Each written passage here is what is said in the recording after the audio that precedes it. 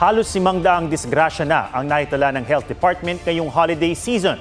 74% niyan motorsiklo ang sangkot, tulad ng ikinasawi ng isang lalaki sa Iloilo.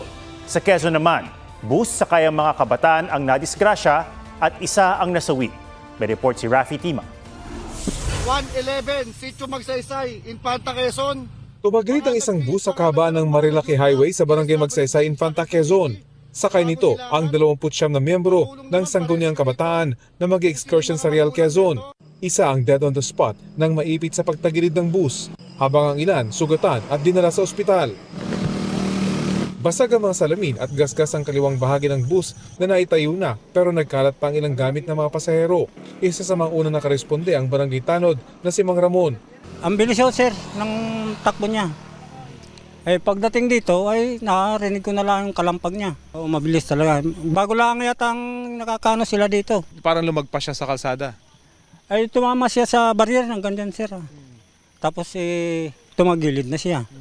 Nasa kustodiya na ng Infanta Police ang driver ng bus.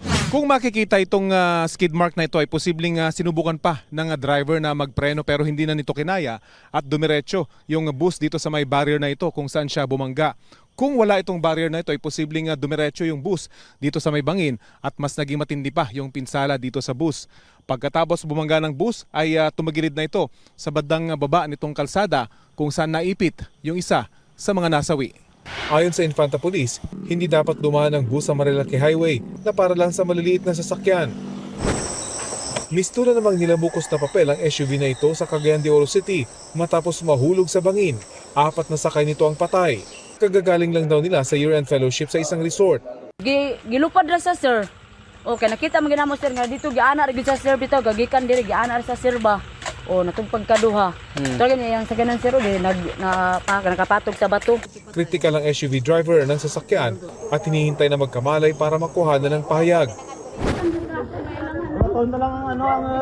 Nakahandusay sa gitna ng kalsada sa Baras Gimbal, Iloilo ang rider na yan nang sumalpok sa kasalubong na multicab. Sa lakas ng impact, nagtamo ng malubhang head injury ang rider at nasawi. Ayon sa Gimbal Police, sinakop ng motorsiklo ang kabilang lane kaya nahagip ng multicab. Posibleng lasing din umano ang rider. Sa North Luzon Expressway sa bahagi ng Pampanga, nagpatong-patong ang mga sasakyan matapos magkarambola. Kwento ng saksi, nagbagal ang nasa unahang MPV at pickup pero mabilis ang takbo ng kasunod na kotse kaya nagdulot ng salpukan. Sumalpok din ang kasunod pang truck na hindi rin nakapagminor. Sugatan ang driver ng kotse na narespondihan ng isang ambulansya.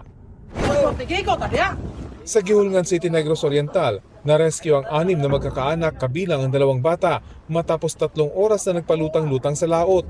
Papunta sana sila sa isang libing nang lumubog ang sinasakyang pump boat. May mga nadaan kasi silang lumulutang na kahoy at nang subukang alisin ang isa sa kanila, tumama sa gilid ng bangka.